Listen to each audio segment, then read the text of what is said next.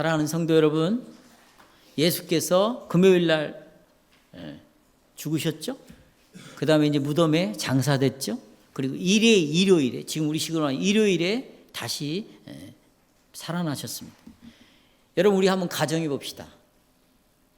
만약에 예수님께서 하늘로 승천하지 않았다면 우리의 삶이 어떻게 될까요? 지금 오늘날의 기독교는 예수님의 승천을 그렇게 중요하게 생각하지 않습니다. 승천은 믿는데, 여러분 이번 주 한 주간 동안에 살면서 날마다 여러분의 삶 속에 승천이 계속 여러분에게 유익을 주었습니까?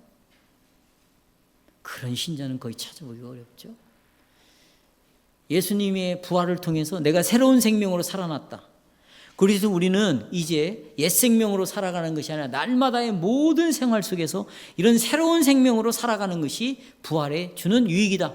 날마다 부활을 생각하고 초마다 분마다. 여러분 그렇게 사셨어요? 그렇게 산 사람, 그렇게 신앙을 고백하는 사람은 정말 쉽지 않다. 만약 그런 사람이 있다면 정말 하나님의 은혜를 입은 자죠. 자, 승천하지 않았다면 우리의 신앙은 완전히 공허하게 되는 거예요. 만약에 그분이 하늘로 올라가지 않았다면 우리의 예배, 기도, 찬송, 연보, 이 교회 아무런 의미가 없어집니다. 승천 때문에 이 교회가 의미가 있는 거고, 여러분이 오늘 드리는 예배가 의미가 있는 것이에요. 그러니까 이게 정말로 가치 있는 것이냐 아니면 허망한 것이냐는 예수님의 승천이 결정하는 것입니다. 그렇다면 이 승천은 기독교 핵심의 중요한 교리라. 만일 우리가 이 사도신경을 주기적으로 가르치지 않는다면 이 승천을 가지고 기도하는, 설교하는 설교는 어렵습니다. 저도 여러 인터넷을 통해서 앞뒤로 한 두세 주 동안에 승천에 관한 설교를 하신 분이 있나 찾을 수가 없어요. 이 치면 나오잖아요. 예수님의 승천. 여러분 한번 쳐보세요. 설교가 몇 개 뜨지도 않아. 거의 안 합니다. 불행한 현실이죠. 성도 여러분, 우리가 이제 현실로 돌아와서 우리 지난주에 살펴본 것처럼 우리가 살아가는 이 땅의 삶은요, 눈물의 삶이에요. 그래서 시인이 눈물의 골짜기 같은 인생이라고 말하잖아요. 또 많은 슬픔이 있습니다. 땀을 흘려야 되고 수고를 해야 되고 그 안에서 우리는 많은 좌절을 경험하죠. 낙심을 하게 됩니다. 따라서 우리는 이 세상의 이런 문제를 해결하기 위해서 우리의 생각을 다 빼앗깁니다. 정말 다 거기에다 소진을 해요. 눈에 보이는 이런 일시적인 것들, 현세적인 문제들. 여러분의 삶에 일어나는 문제는 다 일시적인 거잖아요. 현세적인 거잖아요. 예를 들어서 하나님, 우리 아들이 좋은 시험에 합격해서 좋은 직장에 들어가기를 원합니다. 아니면 또 좋은 직장을 찾아가기를 원합니다. 기도했어요. 직장에 들어갔어요. 그러면 이런 기도는 필요가 없는 거죠.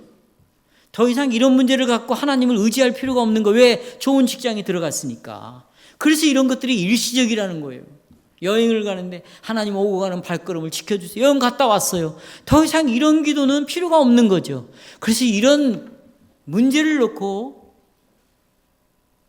이런 일시적이고 현세적인 일을 가지고 하는 것은 우리를 구원하는 믿음이 아니에요. 이런 일시적인 믿음, 이런 현세적인 잠깐 필요한 믿음은 우리를 구원하는 믿음이 결코 아니다. 그런데 이런 걸 가지고 우리가 낭비를 하고 살아갔다. 다 지금 한 주간에도. 이렇게 우리는 이 세상에서 일어나는 그런 문제들을 이 세상의 일로만 보려고 생각을 하는 거예요. 다시. 이 세상에 수많은 일들이 있잖아요. 아, 그것은 이 세상에서 일어나는 일이구나. 이렇게 생각을 하는 거죠. 이렇게 이 세상 일로만 생각하는 사람, 이렇게 살아가는 삶은 내게서 일어나는 문제 하나하나를 다 주관하시는 하나님을 잊어버립니다. 하나님을 무시해버리는 거죠. 내가 지금 일어나는 이런 상황이 배후에 하나님이 계시다 잊어버려요. 그리고 하나님 무시해버리죠. 왜 이런 삶을 살아가는가? 그것은 내 마음이 죄악된 마음이기 때문에 그래요. 죄악된 마음. 바빠서 그런 것도 아니고요. 근본적으로 내 마음에 하나님 두기를 싫어한다고 그랬어요. 이 땅에 예수님이 왔다고 그랬어요. 여러분, 요한복음 1장 11절에 보면 이 땅에 예수님이 오매 백성들이 그를 싫어한다고 말하고 있어요. 이 땅에, 가나안 땅, 약속의 땅에 예수님이 진정한 가나안 땅을 보여주려고 이 땅에 왔는데 그 땅이 예수님을 걷어차버린 거예요. 마찬가지예요. 여러분과 눈과 마음이 이런 일시적인 삶에만 초점을 맞추고 하나님 아버지께서 나를 지금 이 모든 것 속에서 이분이 인도하고 오시겠다, 우리는 초점을 맞추지 않았습니다. 그러니까 하나님의 손을 보지 못하는 거죠. 하나님의 뜻을 생각하지 못하는 거예요. 여기서 우리가 벗어나지 못하고 있다는 것입니다.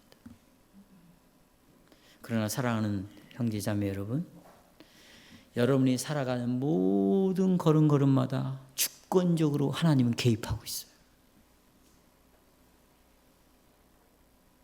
여러분과 제가 하나님이 모든 것 속에서 하나님이 지금 나와 함께하고 있다, 이걸 믿든지 믿지 않든지, 이걸 인정하든지 부정하든지 그건 중요하지 않아요.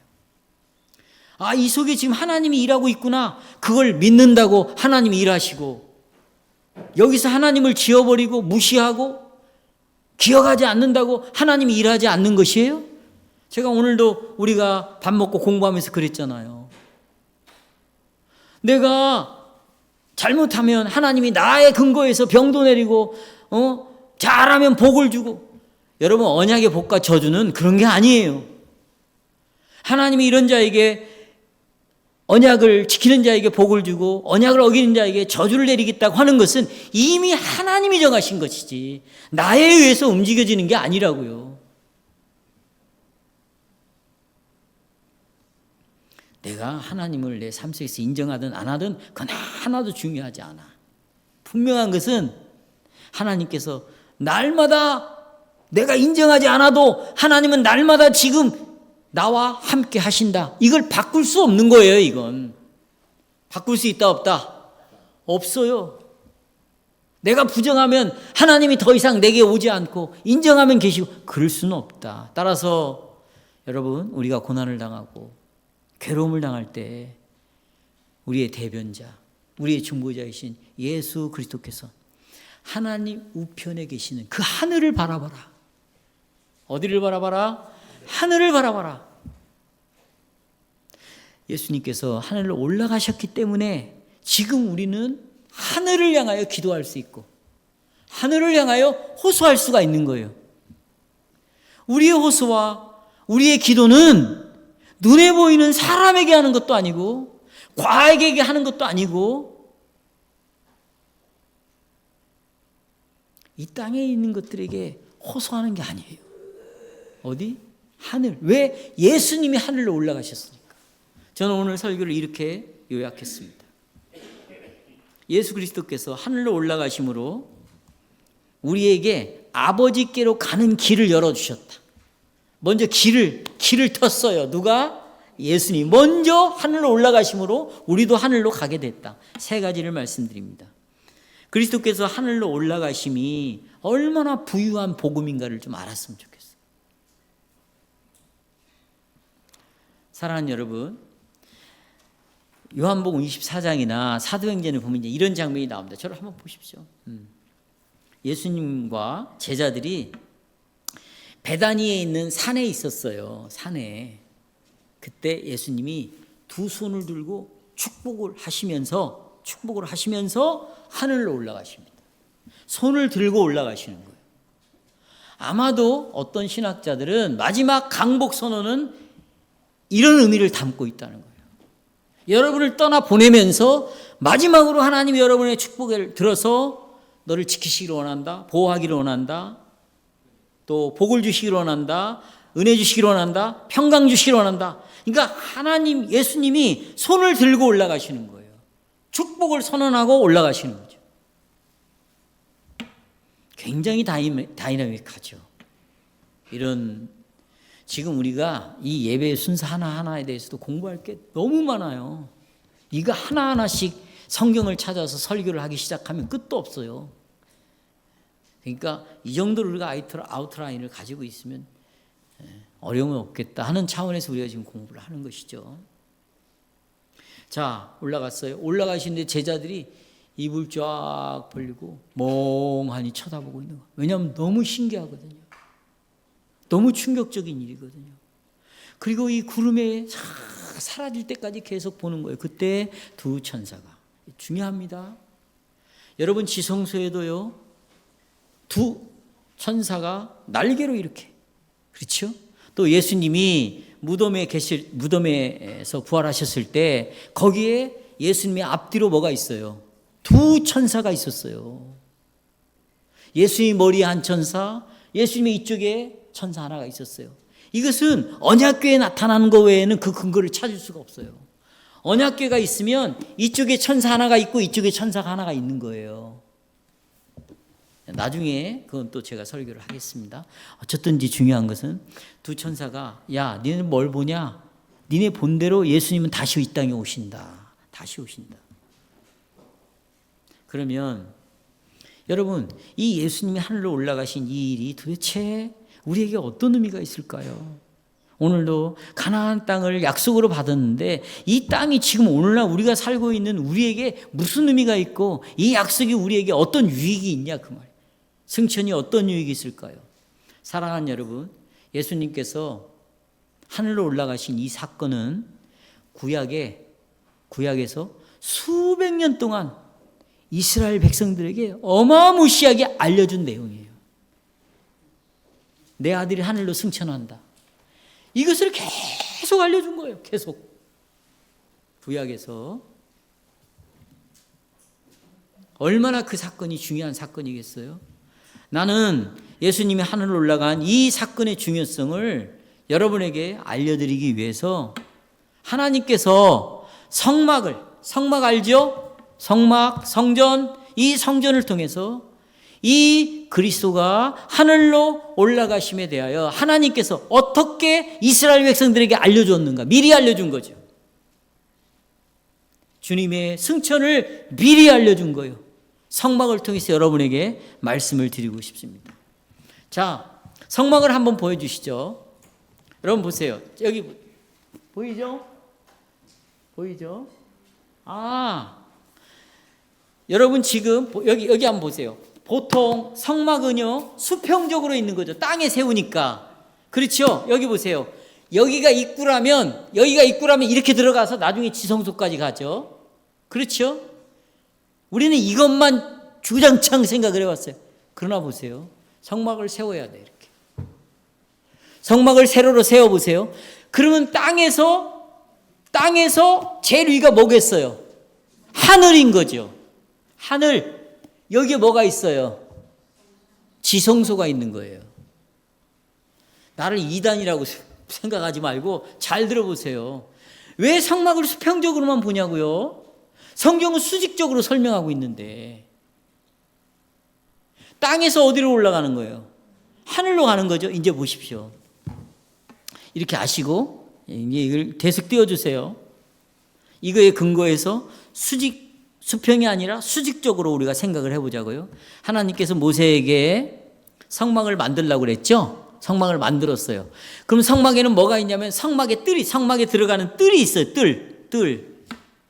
이 성막들 문 안으로 들어가면 첫 번째로 보이는 것이 번제단이에요. 여기 번제단 나오죠? 네, 제물을 희생자를 드리는 번제단이 있습니다. 그리고 번제단을 지나가면 그 옆에 뭐가 있어요? 물두멍이 있죠. 물두멍을 지나가면 성막이 있는 거예요.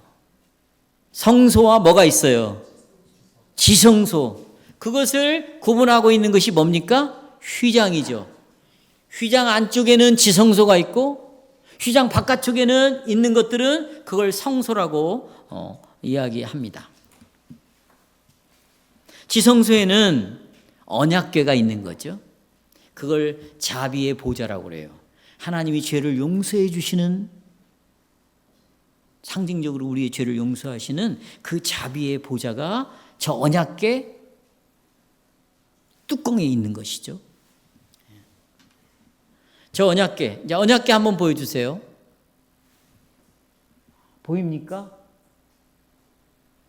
여기 보시죠. 양쪽으로 지금 뭐가 있어요? 예, 그룹이 있어요. 여러분 히브리 말로 케루브라고 그래요. 한번 따라서 케루브. 복수로는 케루빔이거든요. 이것을 그냥 그룹이라고, 영어식 표현이에요. 그룹이라는 말은 소그룹, 대그룹을 말하는 게 아니라 그룹이라는 말은 천사들을 나타내는 단어를 그룹이라고 말하고 있어요. 양쪽에 두 그룹이 있습니다. 그리고 지성소와 성소를 분리하는 휘장이 있어요. 이 휘장은요, 금실로 그룹을 수놓았어요. 천사들을 수를 놓았습니다. 그리고 이 언약궤와 언약궤 위에 저 그룹, 이 천사들은 금으로 다 되어 있어요. 금으로. 왜 금으로 되어 있는가? 여러분 에덴 동산에 거기에 순금이 있고 각종 보석이 있다고 그랬죠? 요한계시록 21장에도 거룩한 성 예루살렘 성벽이 다 뭘로 되어 있고 보석으로 되어 있고 기초가 다 뭘로 되어 있어요? 보석으로 되어 있다. 이것은 여러분들이 이루고 있는 교회를 말하고 있는 거예요. 그러니까 여러분 모두가 이렇게 보석처럼 빛나는 하나님 앞에서 영광스러운 자들이다. 그것을 설명할 길이 없으니까 보석으로 설명을 해버리는 거죠. 제가 이것은 요한계시록 자세히 설교했기 때문에 들어보시면 되겠습니다. 자, 형제자매, 이제 이 지성소는요, 여기 이 지성소, 다시 전체 성막을 보여주세요. 여기 지성소 세웠습니다. 지금 제일 저 위에 뭐가 있어요? 지성소가 있죠? 저 지성소는 이스라엘 백성들에게 무엇을 상징할까요? 그것은 땅 위에 있는 하늘을 상징하고 있어요. 왜냐하면 하나님은 어디에 계십니까? 아까 우리 주기도문에 어디에 계신? 하늘이라는 말은 저 높은 곳에 그런 공간에 있다 그 말이 아니고, 하늘이라는 단어는 높으신 분을 상징적으로 나타내는 단어예요. 높으신 분. 하나님은 하늘에 있고 우리는 어디에 있고? 땅에 있다 그 말이죠. 그러니까 이 지성소는 하늘을 상징하는 거예요. 높은 곳에 누가 계시냐? 하나님이 계시죠. 거기에 하나님이 임재하는 보좌가 있는 거예요. 그게 저기 지성소예요. 그걸 상징적으로 이 지성소가, 왜냐하면 여러분 이 언약궤의 뚜껑이 이게 시은좌예요. 은혜를 베푸시는 보좌라고. 이 뚜껑이 여기에 하나님이 계시는 걸 상징적으로 보여주는 거예요. 그게 어디냐면 하늘이거든요. 그러니까 세워서 생각을 해보면 이 지성소는 바로 하늘을 상징한다는 거죠. 이 지성소는 하늘입니다. 여기 지성소에서 하나님께서 자비를 베푸시죠. 자, 보십시오. 언약궤 보여주세요. 보이세요? 언약궤. 여러분 저를 보면서, 자, 여기 쳐다보세요. 여러분 성경에 읽어보면 하늘에 하나님의 보좌가 있죠. 그 보좌 주위에 누가 있어요? 누가 있어요? 누가 둘러싸고 있어요? 천사들이죠. 성경이 여러 군데 나와요. 하나님 보좌 주위에 천사들이 있잖아요. 여러분 이사야가 환상 중에 봤어요. 천사들이 거기서 뭐라고 그래요? 거룩하다, 거룩하다, 찬송하고 있잖아요. 그런 것처럼 똑같이 지금 지성소에 하나님이 계신 곳에 천사들이 있는 것이죠. 여기 지성소에 있는 모든 것은 또 금으로 다 돼 있고, 금. 또 저기 그 지성소에 있는 저 법궤, 언약궤는 정사각형이에요. 여러분 성경에서 정사각형은 완전함을 나타내는 거예요. 정사각형 뭐라고요? 제가 이거 요한계시록에 다 성경 찾아서 여러분이 설교 다 했어요. 이건 완전함을 나타내는 거예요. 그러니까 그리고는 이제 이 성막 뒷부분 지성소는 바로 아까도 말씀드렸듯이 땅 위에 있는 하늘을 상징적으로 나타낸다. 이제 이해가 되셨죠? 자, 지금부터입니다. 여호와께서는 우리가 아까 읽었다시피 1년에 한 차례 죄를 용서받는 날을 정했어요. 1년에 한 차례. 그걸 대속죄일, 그냥 속죄일이 아니라 대속죄일. 이때 아무나 못 들어가요. 대제사장이 1년에 한 차례 지성소에 1년에 한 차례 지성소에 들어가요. 아까 제가 말씀드렸죠. 이 지성소는 뭘 상징한다고? 하늘을 상징합니다. 여러분, 이런 해석은요, 개혁주의에서 대부분 다, 칼빈도 그렇게 다 해석 다 해. 이상하게 생각할 거 없이 그냥 받아들이면 돼요. 대제사장이 지성소에 들어간다는 것은 하늘로 딱 들어가는 거예요. 1년에 몇 번? 한 차례. 근데 대제사장이 지성소에 들어갈 때 혼자 들어가는 게 아니에요. 이스라엘의 12지파의 이름이 새겨져 있는 흉패를 몸에 달고 가. 그러니까 여기 6개의 지파의 이름이 있고 여기 이쪽에 6회의 지파의 이름이 있어요. 이것을 에봇이라고 해요. 보여줘요? 대제사장이 입는 옷 없어요? 여기 있죠? 저기 보여요? 아니, 6개가 아니래요. 4개, 4개, 4개니까 전체 몇 개? 12개. 저렇게. 죄송합니다. 12개. 12지파를 적혀져 있는 이름을 갖고다. 이렇게 하는 것은 대제사장이 백성들을 품에 안고 백성들과 연합해서 1년에 한 번 하나님이 계신 하늘로 들어가는 것이죠. 예수님이 죽을 때 혼자 죽은 것이 아니라 우리를 품에 안고 예수와 함께 죽었다고 하잖아요. 예수와 함께 부활했다고 그러잖아요. 그런 것처럼 대제사장이 백성들의 유익을 위하여 지성소에 들어가는 겁니다. 그런데 이 지성소에 들어갈 때 그냥 들어가면 안 돼요. 반드시 대제사장은 아까 성전 바깥들에 있는 번제단 있죠? 여기서 짐승을 잡아야 돼요. 각을 뜨는 거죠. 그럼 뭐가 나와요? 피가 나오겠죠. 그 피를 모아요. 받아서 반드시 이 피를 가지고 들어가야 됩니다. 왜냐하면 왜 피를 가지고 가요? 하나님은 거룩하신 분이에요. 죄인이 하나님 만나면 그건 죽음입니다. 그래서 거룩하신 반면에 백성들을 대표하는 이 대제사장은 죄인으로 잉태, 죄인으로 출생, 죄인이에요. 죄인이기 때문에 대제사장이 거부당하지 않으려면 또 백성을 품에 안고 돌아가는데 이 백성들이 하나님께 거부당하지 않으려면 반드시 하나님 앞에 피가 흘려져야 되고 그 피를 모아 하나님의 피를 보여야 돼요. 왜냐하면 이걸 먹는 날에는 정령 죽으리라. 죽음은 뭘로 드러나냐면 피를 흘림으로 죽음이 드러나는 거예요. 왜? 피 안에는 생명이 들어있어요. 레위기에 나오죠. 피에는 생명이 있다고 말하잖아요. 피가 나온다는 것은 이 사람에게서 뭐가 빠져나오는 거예요? 생명이 나오는 거예요. 죽음을 나타내는 거죠. 그러니까 죄를 짓는 자는 반드시 죽으리라. 대제사장도 죽어야 돼. 백성도 다 죽어야 되는데 대신 동물이 대신 죽고 대표로 이놈 한 동물이 죽고 이 피를 받아서 하나님 우리는 죄 때문에 이렇게 죽어야 됩니다. 피를 보이는 거예요. 대신 짐승이 죽었습니다. 그건 하나님이 이렇게 하라고 하신 방법이죠.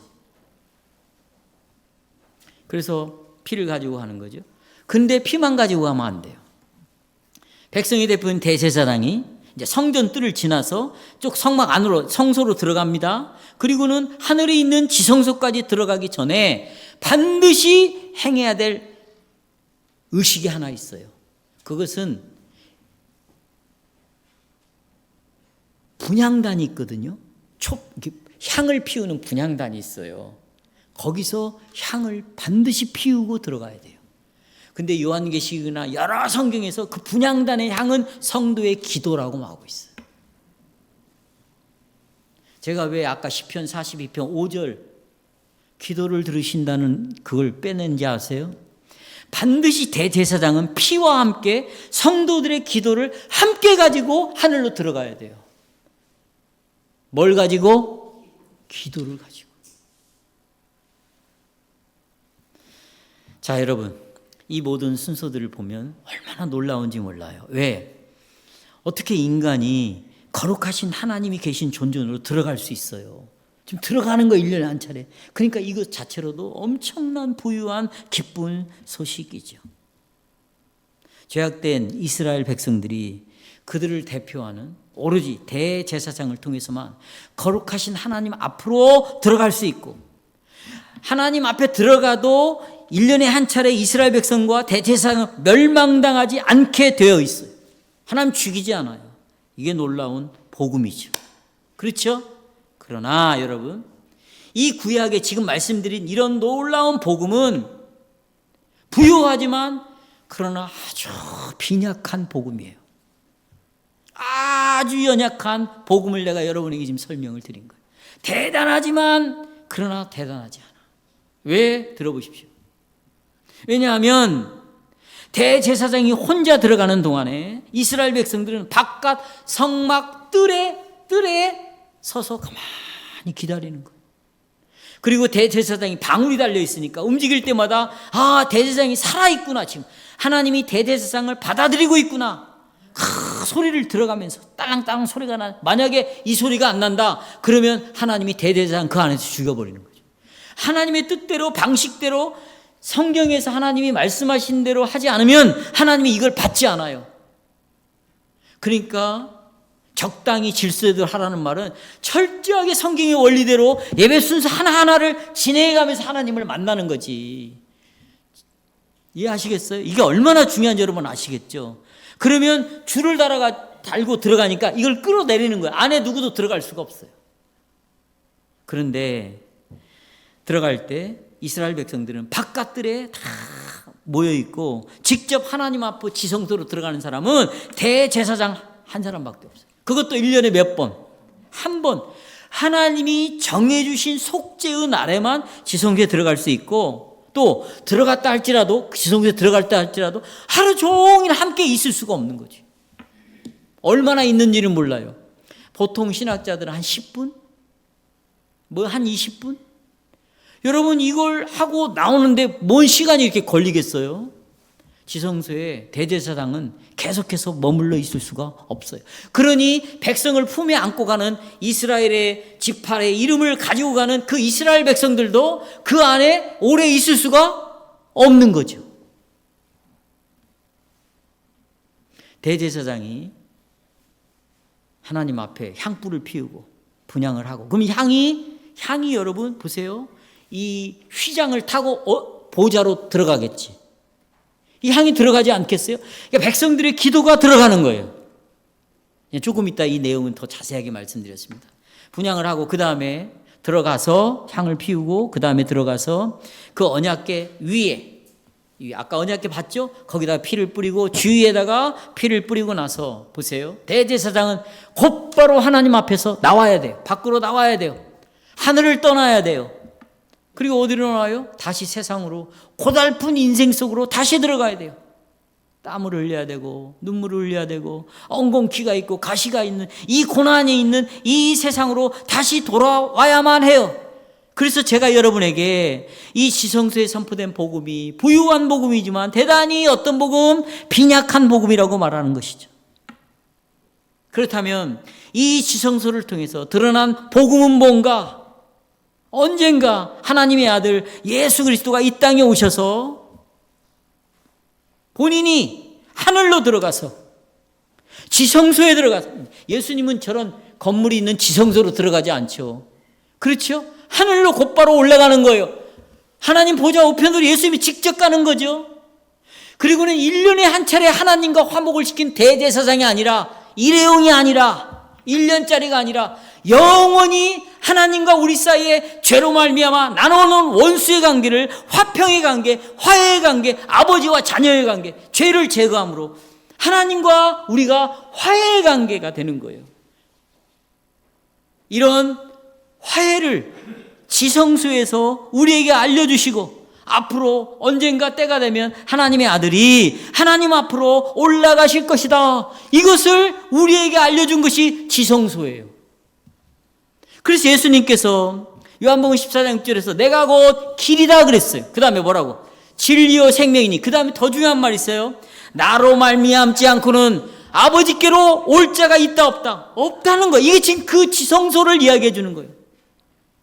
예수 그리스도가 길을 열어놓으신 거예요. 진리를 열어놓은 거예요. 생명을 우리에게 열어놓으신 거예요. 그래서 우리가 하나님 보좌 우편으로 우리가 갈 수 있도록 열어 놓으신 것이죠. 구약의 성막의 지성소는 예수님이 이 땅에 오셔서 어떤 일을 하실 것인가를 우리에게 알려주신 거예요. 대제사장이 1년에 한 번씩 지성소에 들어가서 하늘에 계신 하나님을 만나는 것처럼 예수께서 이제 우리의 모든 구원의 사역을 끝내시고 그분이 영원토록 우리와 하나님과 화해시키고 올라가셔야 돼요. 그리고 때가 되면 올라가신 방식대로 다시 어떻게 하시고 이 땅에 오시게 돼 있어요. 그래서 여러분, 예수님이 하늘로 올라가신 것은 대제사장이 1년에 한 차례씩 하늘을 상징하는 지성소에 들어가는 것을 이제 보세요. 끝내버린 거죠. 뭐 해버렸어요? 끝낸 거예요. 누가? 예수 그리스도가. 그러려면 예수님이 이 땅을 어떻게 해야 돼요? 떠나야죠. 제자들을 떠나고 여러분을 떠나야 돼요. 그렇지 않으면 지금도 우리와 함께 있을 건데 떠나셔야 돼요. 반드시 떠나셔야 돼요. 그런데 이분이 올라가신 것은 지성소가 아니라 진정한 참 하늘로 가신 거예요. 그렇습니다. 제자들은 예수님이 올라가시다가 하늘에 있다가 한 10분 있다가 내려오신 것을 본 게 아니에요. 대제사장은 그렇죠. 하늘로부터 온 천사가 그랬습니다. 제자들에게 언젠가 하늘의 구름에 에워싸여서 영광 중에 다시 이 땅에 예수님이 오실 것이다. 그래서 우리는 대제사장 해마다 1년에 한 차례 지성소에 들어가는 것을 예수 그리스도가 하늘로 올라가심으로 완전히 다 끝내버린 거예요. 이루신 거예요. 그래서 히브리서 9장 1절에서 이렇게 말합니다. 히브리서 9장 1절. 첫 언약에도 섬기는 예법. 여기 첫 언약은 성막을 가리키겠죠. 이 성막 안에서 섬기는 예법, 하나님을 섬기는 방식이 있었다. 하나님에 관한 것이 있었다. 또 이 세상에 속한 성소도 있다. 이건 땅에 속한 것.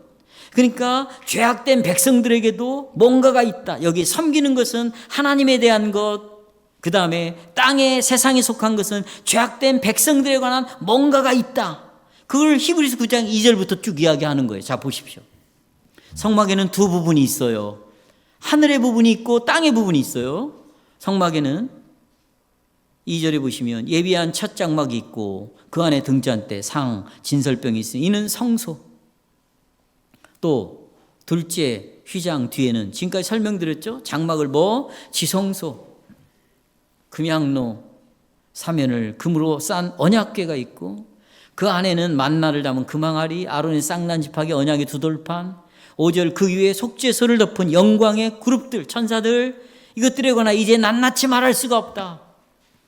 그리고 11절에 그리스도께서는 딱 그리스도와 연결을 시키잖아요. 11절에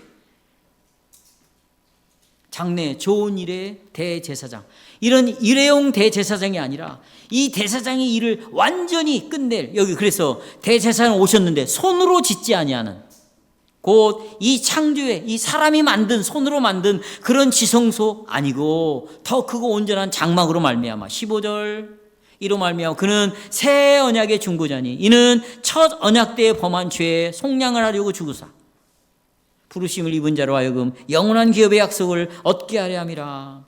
그래서 히브리서를 통해서 그리스도께서 하늘로 올라가심이 대제사장이 1년에 한 차례씩 지성소에 들어가는 것을 완성해버렸다, 성취해버렸다, 이것을 우리에게 알게 해주시는 것이죠. 그러면서 24절에 보십시오. 그리스도께서는 참것의 그림자인, 이제까지 말씀드린 구약의 지성소는, 성막은 그림자이다. 그림자인 손으로 만든 그런 곳에 들어가지 아니하고 바로 어디로 올라갔다? 하늘로 직접 들어갔다. 이제 우리를 위하여 하나님 앞에 나타나시고 그랬어요. 올라가신 분이 이제 우리를 위하여 나타나시고, 이것이 바로 하늘로 올라가신 사건입니다. 자, 이제 둘째, 여러분 이 성막이 얼마나 복음인지 이제 이해하시겠죠? 둘째, 그러면 예수님께서 하늘로 올라가심으로 어떤 일이 벌어졌는가를 알아야 될 거 아니에요? 그렇죠? 여러분, 우리는 죄 때문에요 하나님 앞에 서 있을 수가 없어요. 그런데 그렇죠? 그러니까 하나님 앞에 여러분 그 생명나무에 천사들이 불검을 가지고 지킨다고 그랬잖아요. 이 천사들 주위에는요, 하나님 주위에는요, 천사들이 지키고 있어요. 다 죽습니다, 여러분. 그런데 시간이 없으니까.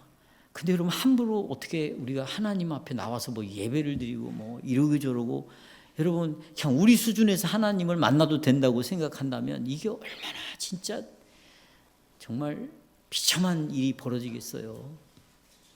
그렇게 하나님을 만날 수 있는 것이 아니죠. 그런데 거룩하신 하나님의 진노 앞에 우리가 죽지 않고 또 하늘로 들어갈 수 있는 방법은 없습니다. 그러나 보세요. 다 죽어요. 근데 예수님께서는 하늘로 올라가셨어요. 하나님께 가셨어요. 그런데 예수님은 죽지 않았어요. 어떻게 예수님께서 하나님 앞에 하늘에 머무시는 것이 가능한가? 어떻게? 다시 말하면 구약의 대제사장이 어떻게 지성소에서 하나님을 대면하는 것이 가능한가? 뭘 가지고 들어갔다고 했어 아까? 피. 그때 염소와 황소의 피를 가지고 가서 하나님 앞에 피를 보여준 것, 피를 뿌린 것은 하나님 보시라고 피를 보여준 것이죠. 그런데 11절 보십시오. 9장 11절 핸드아웃 보십시오. 그리스도께서는 장래 좋은 일에 대제사장으로 오셔서 손으로 짓지 아니한 것 곧 이 창조에 속하지 아니한 더 크고 온전한 장막으로 말미암아 12절 중요합니다.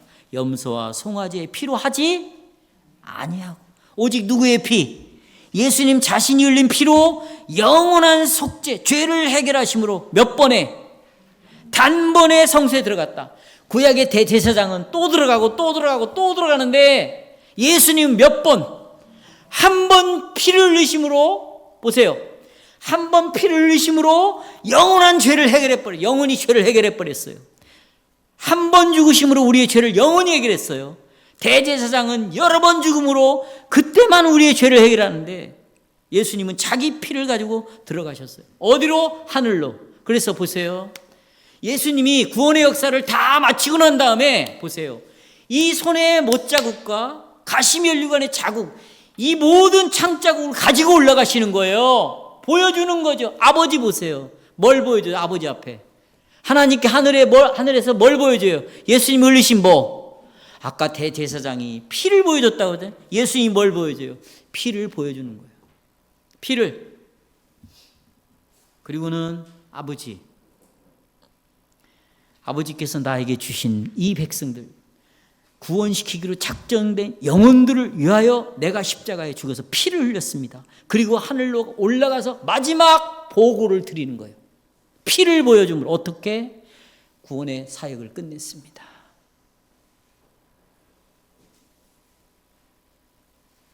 모든 죄를 씻었습니다. 제거했습니다. 피를 보여주는 거예요. 지금도 예수님은 쉬지도 않고 여러분이 초마다 분마다 범죄하는 여러분들을 향하여서 주님은 지금도 계속해서 하나님 내가 저 영혼을 위해서 이 영혼을 위해서 단번에 죽음으로 영원한 속죄를 이루었습니다. 보십시오. 아버지는 하늘에서 여러분을 보는 게 아니에요. 아들의 피를 보고 여러분의 죄를 계속 우리는 그렇게 생각해요. 야, 한 번 죄를 용서하면 그냥 완전히 영원히 끝내버리는 것이지 뭔 피를 또 보이고 또 보이고 그러냐. 여러분 우리가 이렇게 예수를 믿으니까 기계적으로 예수를 믿는 거예요. 한 번 딱 집어넣으면 그걸로 끝나는 기계 있잖아요. 한 번 돌리면 돌아가는 것. 예수님은 기계적으로 죽지 않았어요. 여러분은 날마다 죄를 지을 때마다 하나님께서는 여러분의 중보자로서 대변인으로서 아버지에게 이 피를 계속 보이는 거예요. 이걸 기억해 달라는 거예요. 아버지, 이 피를 기억해 주세요. 이것이 은혜죠. 그리스도 없이 여러분이 살아갈 수 있어요? 이 그리스도의 피 없이 내가 기도할 수 있어요? 찬송할 수 있어요? 하나님의 말씀을 어떤 내용을 갖고 증거하라는 겁니까? 기쁨을 회복할 수 있을까요? 감사가 다시 강물처럼 흘러나올 수 있을까요? 올라가셔서 지금도. 그런데 올라가실 때 우리가 대제사장이 하늘로 들어갈 때, 지성소에 들어갈 때 이스라엘 백성들의 그 지파의 12지파 이름을 가지고 들어간 것처럼 예수님이 십자가에 죽으셨을 때 여기 24절을 한번 보십시다. 9장 24절 찾았어요? 예. 예수께서는 누구를 위하여? 우리를 위하여 하나님 앞에 나타나신 거. 이게 중요합니다. 우리를 위하여 하나님 앞에 피를 가지고 나타나신 것이죠. 그러니까 성도 여러분, 예수님이 죽으셨을 때 우리도 함께 죽었잖아요. 예수님이 부활할 때 함께 부활했죠. 예수님이 올라가실 때 대제사장이 하늘로 지성소로 들어갈 때 12지파의 이름을 가지고 들어가는 것처럼 올라가실 때 여러분의 이름을 다 품에 안고 하늘로 올라가신 거예요. 아멘. 그래서 에베소 2장 6절을 보시죠. 놀라운 말씀이 있습니다. 하나님께서 우리를 그리스도 예수 안에서 그리스도와 함께 하늘에 어떻게 앉히셨다고 그래요. 지금 실제로 여러분은 하나님 보좌 우편에 예수님과 함께 앉혀 있는 거예요. 바로 여기에 그림자를 능가하는 구약의 그림자, 예고편에 불과한 그 예고편을 능가하는 그 복음의 부유함이 예수님의 승천에 있다. 할렐루야. 그러니까 여러분, 우리는 내가 어떤 죄를 지어도 어떤 놈이라 할지라도 내가 말할 수 없는 정말 비참한 가운데 있는 죄인이라 할지라도 우리는 당당하게 자유롭게 거룩하신 하나님의 존전에 자유롭게 나갈 수가 있다는 것이죠. 하나님은 우리를 자기의 백성으로 언제든지 받아주신다는 거죠. 우리는 하나님의 존전 앞에서 쫓겨나지 않습니다. 추방당하지 않을 것입니다. 누구 때문에? 예수님 때문에 아버지께 자유롭게 출입할 수 있는 거예요. 우리가 그런 신분을 가지고 있어요. 그런 은혜를 입은 거라고요. 그러니까 그리스도가 하신 일에 초점을 두지 않으면 금세 우리는 참으로 빈약하고 추접하고 나약하고 정말 이 세상에서 비참한 자로 살아가는 거예요. 그리스도에게서 눈을 떼면 계속해서 우리는 그리스도에게 초점을 맞춰야 되고 믿음으로 그리스도를 신앙으로 입을 벌려 고백해야 되고 주님은 죽으시고 주님은 고난을 당하시고 지옥에 내려가시지만 그리고 십자가에 죽으시고 장사 지낸 바 되었다가 부활하시고 주님은 나를 위하여 살아나셨습니다. 나도 살아났습니다. 그래서 자유롭게 지금도 나갑니다. 아버지, 이 고백을 날마다 하면서 살아야 될 거 아니에요. 그래서 제가 오전에 그랬잖아요. 어떻게 이 땅에 있는 것만 바라보고 사냐. 마치 이것이 전부인 것처럼. 제가 오늘 그래서 김영숙 씨 이야기를 해주는 거예요. 여러분도 그렇게 죽었으면 좋겠어요. 나도 그렇게 죽기를 위해서 기도해 주세요. 여러분, 이 몸뚱아리는 영원히 살 몸이 아니에요. 잠깐 주어지는 거예요. 잠깐. 진정한 내 몸은 뭐냐? 신령한 몸으로 바꿔지는 거죠. 그래서 그렇잖아요. 계시록에 눈물도 없다, 고통도 없다, 죽지도 않는다, 질병도 없다. 그걸 소망하고 살아가는 거예요. 나도 연약하잖아요. 육신이. 여러분도 연약하고. 그것만 있어요? 물질도 그렇잖아요. 여러분의 지금 처해진 상황을 한번 보세요. 직장을 한번 볼까요? 희망이 보이지 않습니다. 장사를 하십니까? 더욱더 암울하죠. 은퇴를 하셨습니까? 이제는 나에게 아무런 능력이 없어요. 왜 이렇게 하실까요? 여기서 항복을 선언하게 만들어버리는 거예요. 그래, 네가 그러면 의지할 자가 누구냐? 예수 그리스도라는 것이죠. 예수 그리스도. 그렇다면 마지막 결론으로 셋째, 그러면 우리에게 이 올라가심이 우리에게 주는 즐거운 의무가 있어. 이제 올라가심 때문에 내가 즐겁게 책임을 감당해야 될 것이 있어. 그게 뭐냐? 간단해요. 하나님이, 여러분 보세요. 예수님이 먼저 올라가셨잖아요. 그럼 나도 따라가 문을 열고 들어가야지. 어디로? 하늘 보좌로, 하나님 아버지께로. 문을 열고 들어가야죠. 보세요. 아까도 말씀드렸지만 여러분, 우리가 언약을 떠나서는 하나님 앞에서 사는 게 아니에요. 언약 속에서 우리가 살아가잖아요. 다시 말하면 말씀을 가지고 늘 살아가요. 그런데 실은 늘 개요표를 당하는, 넘어지고 자빠지고, 믿음이 있는 것 같은데 그렇게 속은 확 뭐라고 그래, 이거 허해. 내가 하나님을 사랑하는 것 같은데 이 사랑의 무게를 달아보면 너무 가벼워. 내가 좀 기도를 하는 것 같은데 이 기도를 보면 맨 맹탕인 것 같아. 그게 우리의 삶이거든요. 그렇죠? 우리는 이런 연약함, 나약함, 문제투성이, 해결해야 될 것이 너무 많아. 그러면 예수님이 올라가셨으니까 우리는 예수님 따라 올라갈 수는 없어요. 왜? 육체를 갖고 있으니까. 이해하시겠어요? 여기 우리는 그대로 있어요. 마치 구약의 이스라엘 백성들처럼 제사장만 들어가요. 대제사장만. 나머지는 뜰 밖에 있는 것처럼 예수님만 올라가셨어요. 우리는 여기에 있죠. 그러나 영적으로는 예수님과 함께 보좌에 있다고 우리에게 말을 하고는 있지만 여전히 우리는 이 땅에 있으니까 뭘로 올라갈 거냐고. 기도로 올라가는 거예요. 뭘로요? 예수 그리스도의 이름으로 기도함으로 우리가 예수님이 가셨던 그 보좌로 우리가 올라가는 거예요. 그래서 여러분, 아까 대제사장이 피를 가지고 가야 되고 또 반드시 뭘 피우고 들어가야 돼? 향이 성도의 기도라고 그랬죠. 이 기도를 가지고 들어가는 거예요. 그래서 예수님이 우리의 중보자라고 말하는 거예요. 중보자.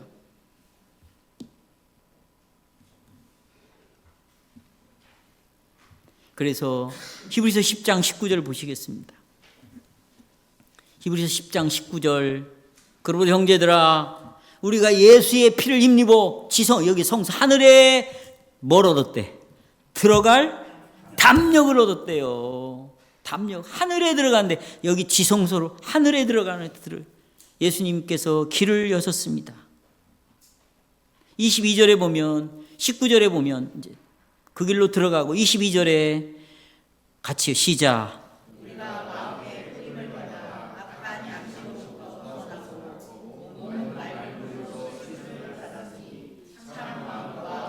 그래요. 참 마음과 어떤 걸로 온전한 믿음으로 누구께 하나님께 뭐하자?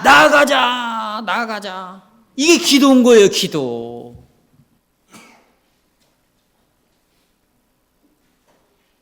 이 말은 이런 뜻이에요. 내 자녀야, 너 하나님께 자유롭게 말하라. 그리고 네가 기도로 내 앞에 오는 것, 기도라는 것은 하나님께 말을 하고 하나님을 만나는 수단이니까 기도를 통해서 너 내게 오는 거 두려워하지 말아라. 네 마음에 있는 거 다 말해라. 왜냐하면 내 아들 예수 그리스도가 너를 위하여 하늘로 들어오는 길을 그가 열어놓았다. 그는 지금도 피를 가지고 계속 너를 위하여 중보하고 있다. 그러니 얼마든지 하나님께 말해라. 자유롭게 말해라. 담대하게 와라. 네 마음을 언제든지 열어라.